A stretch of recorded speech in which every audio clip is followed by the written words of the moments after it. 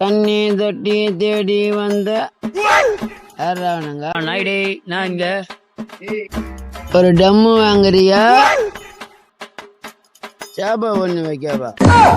கடைய சூற விட்டு பாக்குறியா இல்ல நைட்ல சருக போட்டு இருக்கிற வீட்டுல போய் பண்ணா போனா வீட்லயும் படிப்பேன் ரோட்லயும் படிப்பேன் 2 பேரும் கிளம்புங்க